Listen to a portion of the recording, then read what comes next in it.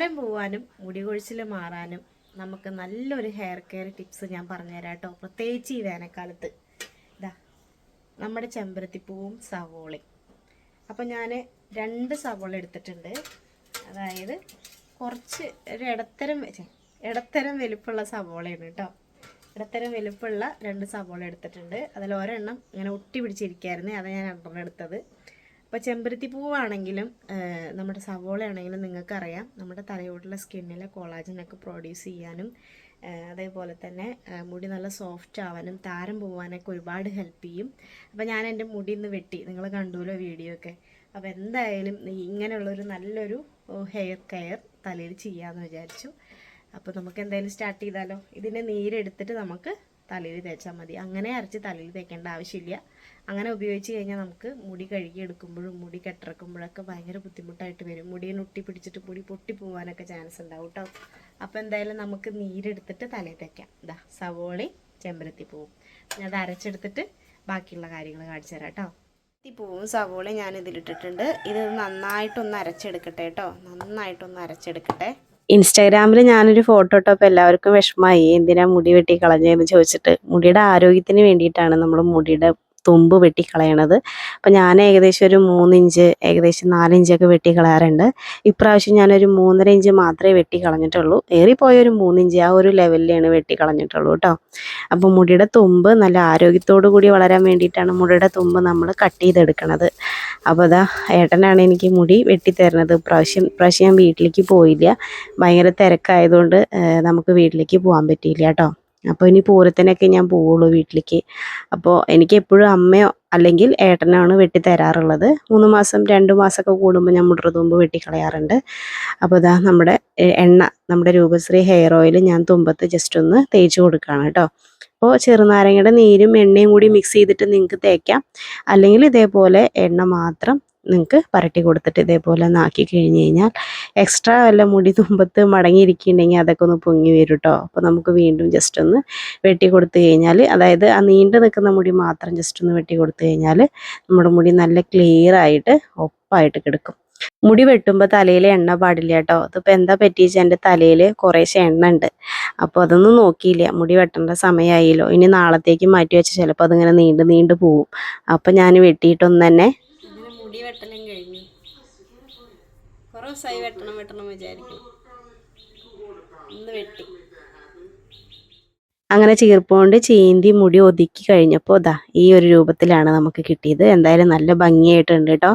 എണ്ണയൊക്കെ നന്നായിട്ട് തൊട്ട് പരട്ടിയിട്ട് ഇനി ഞാൻ കുളിക്കാൻ പോവുകയാണ്. നല്ലൊരു ഹെയർ പാക്കും നമുക്ക് ഉണ്ടാക്കാം. വളരെ സിമ്പിളായിട്ടുള്ളൊരു ഹെയർ പാക്ക്. ഈ പൂവും സവോളയും ഞാൻ ഇതിലിട്ടിട്ടുണ്ട്. ഇത് നന്നായിട്ടൊന്ന് അരച്ചെടുക്കട്ടെ കേട്ടോ. നന്നായിട്ടൊന്ന് അരച്ചെടുക്കട്ടെ. ഒന്നും ചേർക്കണില്ല കേട്ടോ, അങ്ങനെ തന്നെ അരച്ചെടുക്കുകയാണ്. നന്നായിട്ട് അരഞ്ഞ് കിട്ടിയിട്ടുണ്ട് കണ്ടോ. ഇതേപോലെ അരച്ചെടുക്കണം. ഇനി നമുക്കിത് പിഴിഞ്ഞെടുക്കാം. നല്ല വൃത്തിയുള്ളൊരു പ്ലേറ്റ് എടുക്കുക. എന്നിട്ട് അതിലേക്ക് ഇതേപോലെ ഒരു ഷോള് വെക്കുക കേട്ടോ. ഇതുപോലെ നല്ല നൈസായിട്ട് നമുക്ക് പിഴിഞ്ഞ് കഴിഞ്ഞാൽ നീര് കിട്ടാവുന്ന രീതിയിലുള്ള ഒരു ഷിഫോൻ്റെ ഷോളോ അങ്ങനെ എന്തെങ്കിലും ജോർജറ്റിൻ്റെ തുണിയോ അങ്ങനെ എന്തെങ്കിലുമൊക്കെ ഉണ്ടെങ്കിൽ നമുക്ക് ഇതേപോലെ വെക്കാം കേട്ടോ. എന്നിട്ട് നമ്മൾ അരച്ചെടുത്തിട്ടുള്ള നമ്മുടെ സവോളയും ചെമ്പരത്തി ഇതിലേക്ക് ഇട്ട് കൊടുക്കുക. പിഴിഞ്ഞെടുക്കാം.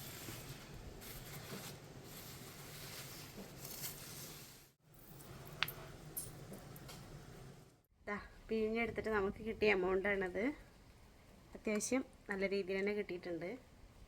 ഇനി നമുക്ക് തലയിൽ തേച്ച് കൊടുക്കാം. അപ്പോൾ ഇത് തലയിൽ തേക്കുന്നതിന് തൊട്ട് ഒരു 10 മിനിറ്റ് മുന്നേ നിങ്ങൾ എന്ത് ചെയ്യണം, മുടിയൊക്കെ ജടയൊക്കെ കളഞ്ഞ് നല്ല വൃത്തിയായിട്ട് കെട്ടറുത്തിട്ട് നമ്മൾ ഉപയോഗിക്കുന്ന എണ്ണ ഏതാണോ അത് അത്യാവശ്യം നല്ല രീതിയിൽ തന്നെ തലയിൽ തേച്ച് കൊടുക്കുക. അതിന് ശേഷം മാത്രമേ ഇത് തേക്കാൻ പാടുള്ളൂ കേട്ടോ. ആഴ്ചയിൽ ഒരു ദിവസം നമുക്കിത് ചെയ്ത് കൊടുത്തു കഴിഞ്ഞാൽ നല്ല വ്യത്യാസം വരും ഹെയറിന്. മുടി വളർച്ചയ്ക്കും മുടി കൊഴിയാതിരിക്കാനും ബേബി ഹെയർസൊക്കെ പെട്ടെന്ന് വളരാനൊക്കെ ഹെൽപ്പ് ചെയ്യുന്ന നല്ലൊരു ഹെയർ കെയർ മെത്തേഡാണ് കേട്ടോ.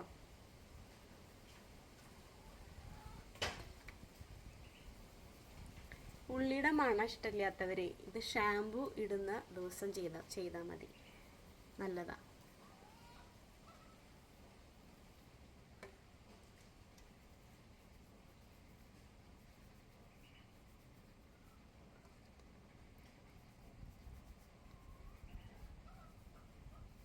കഴുകി കളഞ്ഞു കഴിഞ്ഞാൽ നമുക്ക് ചെറുതായിട്ടൊരു ഉള്ളിയുടെ മണം ഉണ്ടാവും. പക്ഷേ മുടിയൊക്കെ ഉണങ്ങി മുടി നല്ല വൃത്തിയാക്കി കഴിഞ്ഞ് കഴിഞ്ഞാൽ ആ ഒരു ബുദ്ധിമുട്ടൊന്നും ഉണ്ടാവില്ല.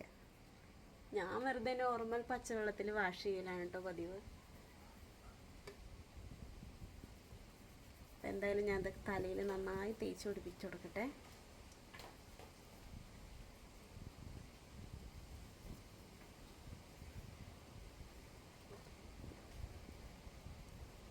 എൻ്റെ ഈ ഭാഗം ഭയങ്കര ഡ്രൈയാണ്. അതെന്താണാവോ അങ്ങനെ പെട്ടെന്ന് ഡ്രൈ ആവും. അത് നമ്മളിങ്ങനെ നേർവഴച്ചിലല്ലേ ഇപ്പോഴും എടുക്കാറ്, ചിലപ്പോൾ അതുകൊണ്ടാവും.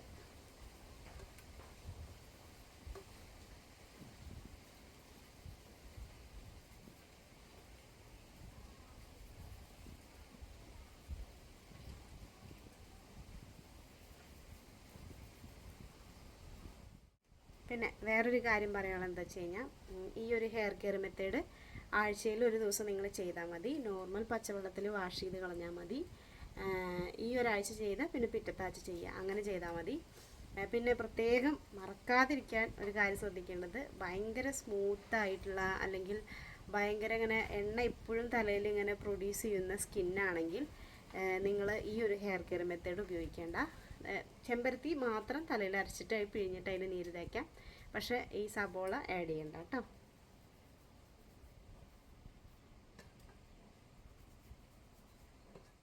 ക്ലാസ് പോകുന്ന കുട്ടികളൊക്കെ ആണെങ്കിൽ നിങ്ങൾ വെള്ളിയാഴ്ച ദിവസം നിങ്ങൾ ക്ലാസ് വിട്ട് വന്നതിന് ശേഷം ഈ ഒരു ഹെയർ കെയർ മെത്തേഡ് ചെയ്തിട്ട് അന്ന് നോർമൽ പച്ചവെള്ളത്തിൽ വാഷ് ചെയ്ത് കളയുക.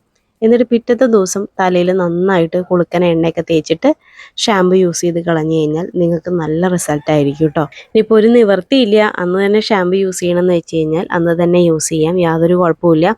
ചിലവർക്ക് ഇതിൻ്റെ മണമൊന്നും പറ്റില്ല, തീരെ പറ്റില്ല. അപ്പോൾ അങ്ങനെയുള്ളവർക്കൊക്കെ ഷാമ്പു യൂസ് ചെയ്തിട്ട് തന്നെ കളയാം കേട്ടോ. പക്ഷേ അത്ര കണ്ട് റിസൾട്ട് ഉണ്ടാവുമോ എന്നുള്ള കാര്യം സംശയമാണ്. പക്ഷെ ഞാനും അങ്ങനെ ചെയ്യാറുണ്ട്. എനിക്ക് തീരെ നിവൃത്തിയില്ലാത്ത ദിവസങ്ങളിലൊക്കെ ആണെങ്കിൽ ഇത് തേക്കണമെന്നൊരാഗ്രഹമൊക്കെ തോന്നുകയാണെങ്കിൽ ഞാനും അങ്ങനെ ഷാമ്പൂ ഒക്കെ യൂസ് ചെയ്യാറുണ്ട് കേട്ടോ. എന്നാലും മാക്സിമം ഞാൻ ഷാമ്പു യൂസ് ചെയ്യാതെ നോർമൽ പച്ചവെള്ളത്തിൽ വാഷ് ചെയ്ത് കളയാറാണ് പതിവ്.